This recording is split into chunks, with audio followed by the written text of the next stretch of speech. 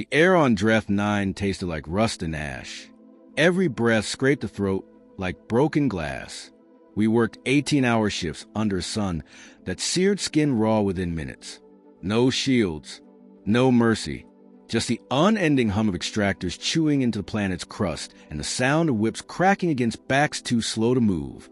They didn't call us humans. We were unit biomass of them, two-legged tools with soft minds and brittle bones. The Zorthak walked among us with their shining armor and hissing tongues, reptilian overlords who once considered Earth a curious backwater before they turned it into a cautionary tale. They took our cities, our satellites, our sky. They cracked the moon just to show they could. In 3 weeks, they turned the cradle of humanity into a feeding ground for war machines. And when we finally surrendered, they didn't accept it. They laughed. They didn't want diplomacy. They wanted obedience. They took the children first. Not to kill. No, that would be too easy. They trained them to monitor us, pit us against each other, reward betrayal with an extra ration of water. Some turned. Most didn't. Some of us still remembered our names. Mine is Nyravance. I was a lieutenant when Earth fell. Now I'm slave number 212 Alpha on mining grid Epsilon 9. And I remember everything. There was a time when I watched comrades die on a battlefield. That was clean compared to this. Here, people didn't die for flags or defense. They died slipping in acid pools. They died crushed under machinery. They died from exhaustion, dehydration, or a glance that lasted half a second too long. The Zorthak liked to say we were fragile, but even they couldn't understand why so many of us refused a break. I watched an old man get beaten for humming. They cracked his ribs until he couldn't stand. He still finished the tune. I watched a girl hide a stolen nutrient pack under her tongue for 3 days, just so her brother could live. These moments weren't rebellion. They were survival with teeth. The overseer for our sector was Zirkan, taller than most, scales polished like obsidian. He smiled when he punished, said it made us feel seen, said that mercy bred disobedience. Every 10 rotations, he selected one worker at random. No reason, no warnings, a flash of plasma, ash where a body stood. Lesson learned. We learned, but not what he thought. They kept us separated. Humans weren't allowed more than 2 to a cell. Communication was discouraged through shock collars. Still, messages got through. Scratches on tunnel walls, old sign language from pre-contact colonies, the rhythm of pickaxes tapping just slightly offbeat. I taught 5 words to every worker who would listen. Not yet, but soon. Burn them. The turning point wasn't dramatic. No lightning strike. No god descending. Just a boy, 15, maybe 16. He had burns on half his face, and both arms blistered from hauling molten ore. His name was Elon. He asked me why we kept working. I didn't have an answer. He looked at the sky, then said, maybe they forgot what fire does. 3 days later, Elon was caught stealing a navigation chip from a scrapped survey drone. Zirkin made us watch as they stripped the skin from his arms in strips, poured alkali over the wounds, then left him tied to the scaffold. He didn't scream.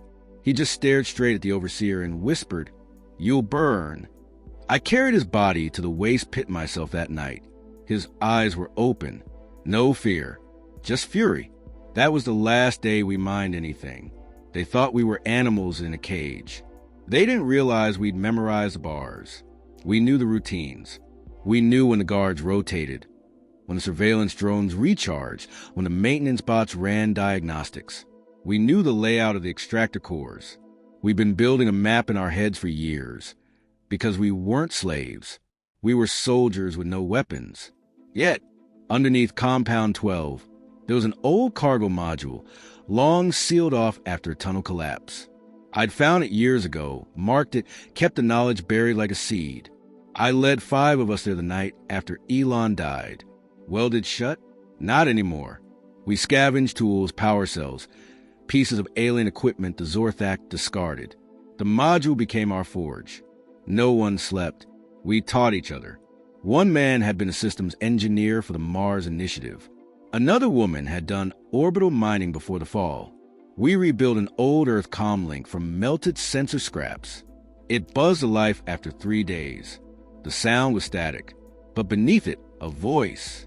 Human, we weren't alone.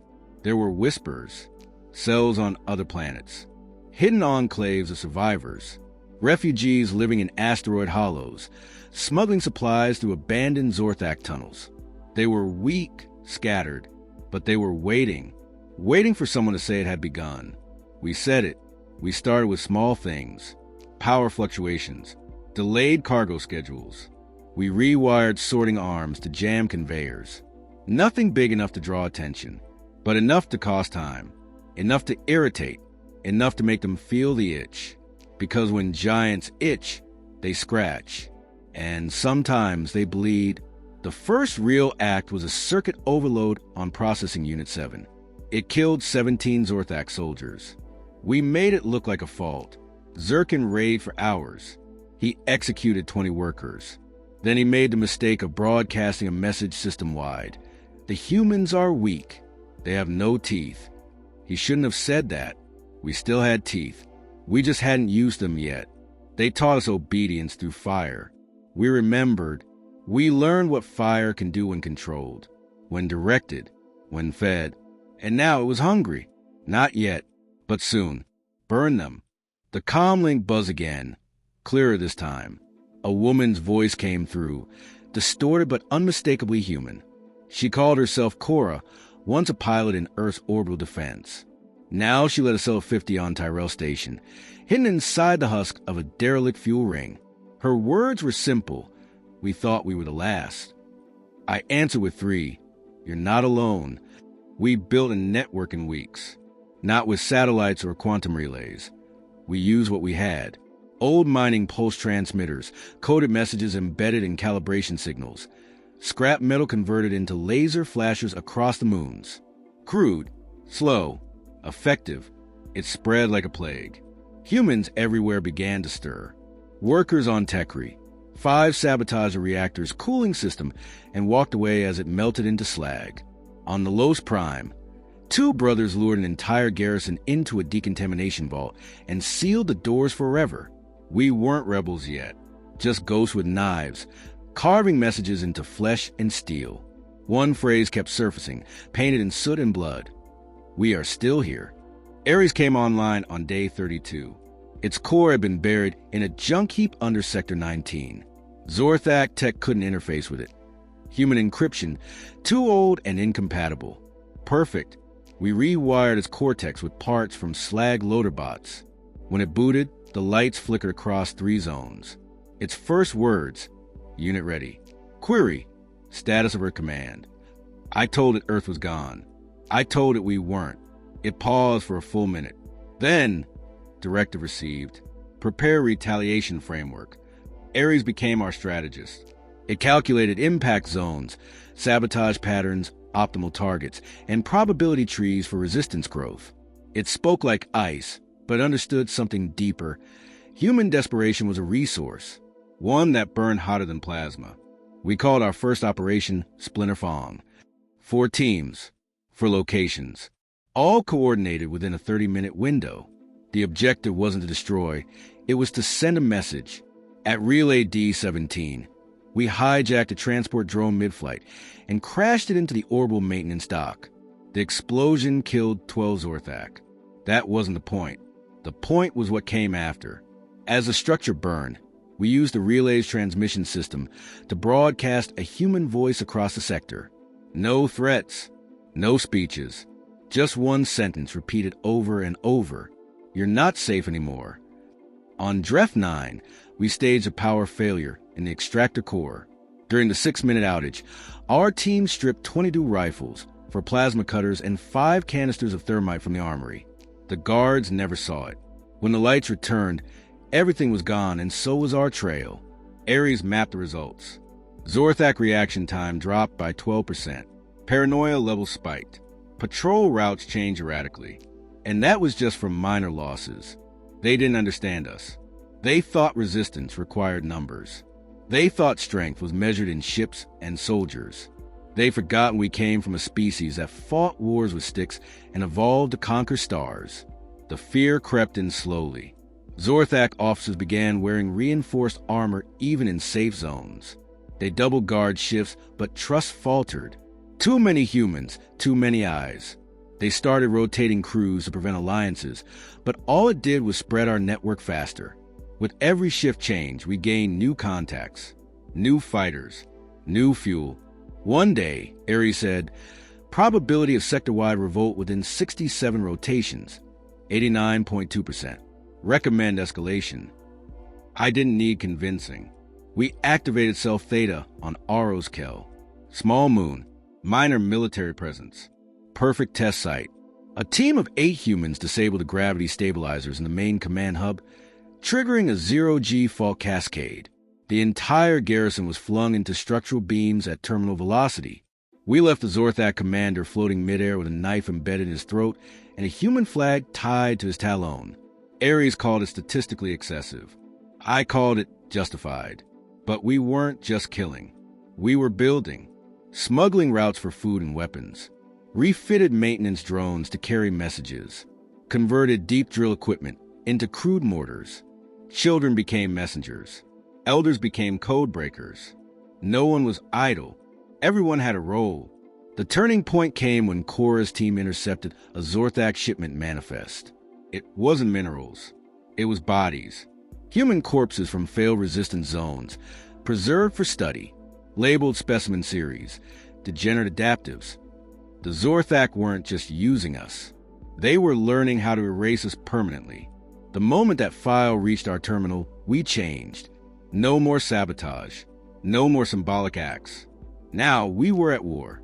I stood before my crew, 38 of us crammed into a maintenance shaft that stank of coolant and blood. I didn't make a speech. I said 3 words. We burned them. The plan was simple.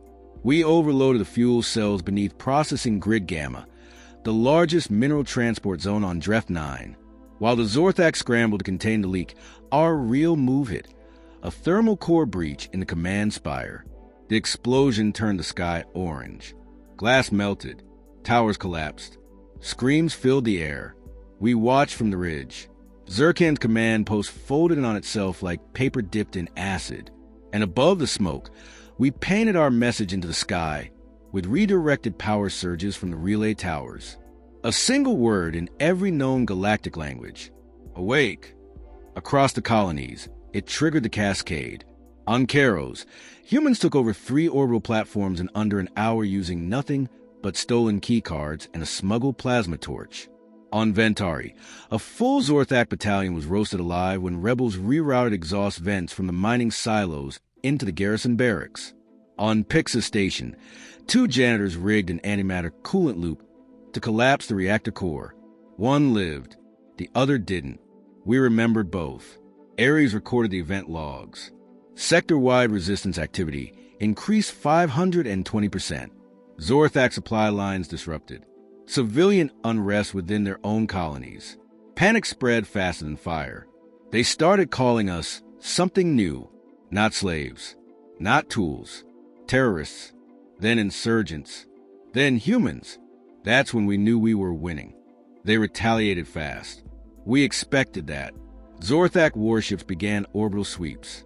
Tactical bombardments took out 3 of our known safe zones. They vaporized entire sectors without warning. On Gref, over 2,000 humans were turned to ash in under 4 seconds. No announcements. No ultimatums. Just fire from the sky. The message was clear. Submit or be extinguished. We didn't submit. Their brutality didn't kill the fire. It fed it. Every survivor turned soldier. We stopped calling them civilians. If you carried a wrench, you were armed. If you knew the tunnels, you were tactical support. We weren't civilians. We were a species at war. Ares predicted a mass extinction protocol. Zorthak doctrine was clear. When containment fails, extermination follows. They would glass every outpost, collapse every mine, sterilize every corridor. Their mistake wasn't in underestimating us. Their mistake was thinking they could still act fast enough. Because by then, we weren't hiding anymore. Our tech was crude but improving. Ares reverse-engineered part of their low-frequency communication protocols. With it, we intercepted encrypted fleet movements. We learned where they were sending reinforcements. We learned where they weren't protected. We started hitting real targets. Command nodes, ship docks, their AI cores. We cracked open a battlecruiser shell on Ventari's ring and used its weapons against its own fleet. A single human engineer disabled targeting firewalls with a virus built from scrap relay code. The ship turned mid-battle and vaporized 2 of its own escorts before self-destructing. That wasn't sabotage. That was war. Zorthak media called it a glitch, but inside their ranks trembled. They began pulling out of smaller colonies, consolidating their forces. That gave us territory. We didn't take it for pride. We needed resources. Every facility abandoned was stripped and repurposed. Drones became scouts. Fuel depots became power hubs for makeshift fabrication units. And the children? They weren't just messengers anymore. They became ghost runners, sleepless, silent, fast. Crawling through vents, riding under transport skids, mapping every structure, every guard pattern, every mistake the Zorthak made. They never expected it from children. That was another mistake. By day 89, we had functional weapons. Not knives, not fire, rail-based pulse rifles, hand-built for mining coils and repurposed drone capacitors. Range, 600 meters. Penetration, Zorthak armor up to class 3. We gave one to every crew leader. We called them ash rifles, because they didn't just kill, they turned bodies to dust. Our first real battle happened under the moons of Triarcha. They found us while relocating a refugee cell. Over 140 humans, most unarmed, some wounded. Zorthak sent a shock team of elite enforcers, 30 troops, armed with plasma gauntlets and antimatter rounds. We were outgunned. Didn't matter. We laid the ambush in the ruins of a processing silo. It took 38 seconds. The first 4 fell to a thermal trap, rigged with scrap metal and welding gel. 2 more went down from high-ground sniper nests, children on watch with ash rifles. The rest charged in blind, expecting weakness. We collapsed the silo on top of them using nothing but vibration lures and magnetic overrides. Their commander's final transmission was intercepted. They knew we were coming. Yes, we did. And more were learning. The resistance wasn't one flame anymore. It was a storm. Every time they tried to isolate us, another cell rose in a place they thought dead. On Brexis, 4, humans took over an entire orbital elevator. On Dreth 12, we captured an armory intact and redistributed its contents to 7 different rebel clusters. Ares began stitching data into prophecy. It predicted a full-scale human uprising across Zorthak-controlled sectors in under 60 rotations. Probability, 94%. If we could hold one major system, just one, we could declare sovereignty, a new human front, not hiding, not surviving, fighting, as equals. We set our sights on Vera Prime, a key Zorthak outpost, rich in resources, light defenses due to low historical resistance. They thought it safe because we hadn't touched it yet. We were saving it. The plan: infiltration, subversion, capture. We didn't have a fleet, but we had engineers, hackers, miners, strategists, fighters, ghost runners, flame bearers. Every piece of the human machine turned toward a single point. We inserted 17 teams underground via waste conduits and abandoned tunnels. They synchronized across 6 time zones. Over 3 days, we embedded EMP relays, corrupted internal diagnostics, and slowly rerouted power from their upper control tiers to our own network. On day 4, at hour 0, we flipped the switch. Lights cut, doors locked, defense grid shut down. Then we rose. Explosions rocked the compound from within. Airlocks blew out into vacuum. Cargo bays were flooded with thermite. Barracks collapsed. When Zorthak Command tried to initiate a failsafe, they found their core command AI already overwritten by Ares. Its message: occupation terminated. The remaining Zorthak forces tried to flee. Some succeeded. Most didn't. We took the tower. We claimed the command center. We raised our first flag made from the alloyed scraps of every fallen oppressor unit on the planet. Humans had never flown a flag in that system before. Now it flew from orbit. We didn't cheer. There wasn't time. We fortified, repaired, built signal arrays, broadcast on every open channel. This is Human Resistance Command. We hold Vera Prime. We are not broken. We are not slaves. We are fire. We thought they'd attack instantly. We were wrong.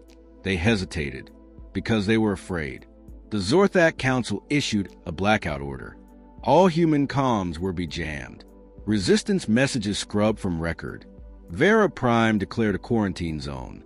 But the truth was already loose, carried by 1,000 voices, 1,000 witnesses, 1,000 scars turned into rage. The fire was out of control, and we were still feeding it. They finally came for us. Full fleet deployment. Zorthak carriers, destroyers, and planetary siege weapons converged on Vera Prime like a closing fist. We had no fleet, no planetary shields. Our defenses were barely operational, but we were ready. Ares estimated survival probability at 6.2%. We didn't blink. The key wasn't to win conventionally. The key was to make the price of conquest unbearable. We turned every inch of Vera Prime into a trap. Heat vents became flamethrowers. Elevator shafts turned into kinetic launchers. Fuel reserves lined our bunkers, not for power, but as explosives. We didn't build fortresses. We built a funeral pyre and dared them to light it. When their ships entered low orbit, we broadcast one final message on all channels. No encryption, no coded language, just a human voice, calm and certain. You called us slaves. Now come collect what's left. They landed 40,000 troops, infantry, walkers, combat AIs, all synchronized with orbital artillery. Within the first 6 hours, we lost over 700 fighters. Whole zones collapsed. But every inch they gained came soaked in blood and fire. Our ghost runners took out their supply lines before the main push even began. Our suicide teams detonated entire sectors to bury their walkers under tons of burning steel. They didn't understand how far we were willing to go. In Sector 9, when their forces breached the main wall, they found no resistance, just a hull lined with tanks of compressed hydrogen and a single child holding a flare. That explosion cracked their command channel for 10 seconds, just long enough for Ares to flood their network with decoy orders, blinding their orbital support. It wasn't chaos. It was art. Ares rerouted thermal venting from every surviving reactor into the lower atmosphere, masking heat signatures. Our sniper teams moved through smoke like phantoms. One shot, one kill. No mercy, no retreat, no surrender. Not because we were stronger, because we had nothing left to lose. By hour 13, we triggered the ignition protocol. Ares detonated the outer energy grid, releasing a magnetic shockwave that disabled over 40% of their advanced units. Drones fell from the sky. Walkers seized midstep. Their elite shock troops lost HUDs, comms, and sensor locks in under 4 seconds. We moved in like wolves. We didn't capture. We didn't negotiate. Every Zorthak that remained on the surface died. Not fast, not clean. They burned. They bled. And for everyone that fell, a human voice whispered the same words into the wind. We are not yours. Then it happened. The flagship descended. Massive, armored, bristling with weaponry. It parked above our ruins, expecting compliance. It broadcast a final order. Submit or this planet will be erased. We answered with silence. Then Ares fired the last car we had. The flagship hovered directly over Core Delta, a mining site that had been converted months ago into a seismic destabilizer, designed to collapse fault lines. When the trigger was pulled, the Earth groaned like a wounded beast. Plates cracked, shock waves pulsed outward, and beneath the Zorthak flagship, the ground opened like a mouth and swallowed the sky. It fell into molten fire and centuries of fury packed into stone and pressure. We didn't cheer. We watched, and when the flames settled, Ares declared what we already knew. Planetary control human. The Zorthak fleet did not return. They left orbit, not in organized retreat. In fear, scattered, leaderless, shattered, and for the first time in galactic memory, a Zorthak war effort failed. Not against a rival empire, not against superior weapons, but against slaves with fire in their bones. The council tried to spin it, said the attack had never happened, claimed the loss of a fleet was due to geological instability. But truth spreads faster than control. Smugglers, traitors, mercenary scouts, they carried the story, told of a burning world where humans stood on the ash of their enemies, and then other worlds moved. On Altaris, humans seized the prison arcologies. On Fenari Station, the guards fled before the revolt even began. On Caver Prime, entire cities turned their lights off in tribute to the fires of Vera. No speeches, no negotiations, just one growing truth. We weren't survivors anymore. We were a force. We gathered under a new name, not a title, a warning. The Ashborn, not born from empire, not from peace, born from war, born from fire, born from the moment someone called us slaves and thought that would be the end. It was only the beginning. We stopped hiding. We started building. Real weapons, real ships. Ares transferred its core into a mobile fusion nexus. Our engineers upgraded plasma rifles with scavenged alien tech. The Ash fleet was small but fast, invisible, lethal. And we didn't want peace. We wanted justice. The Zorthak avoided our sectors. Good, because when we move again, it wasn't for territory. It wasn't to reclaim Earth. It was for the systems they called their core worlds, where their leaders lived, where they stored their riches, where no human had ever set foot. We landed on Crythalin in silence.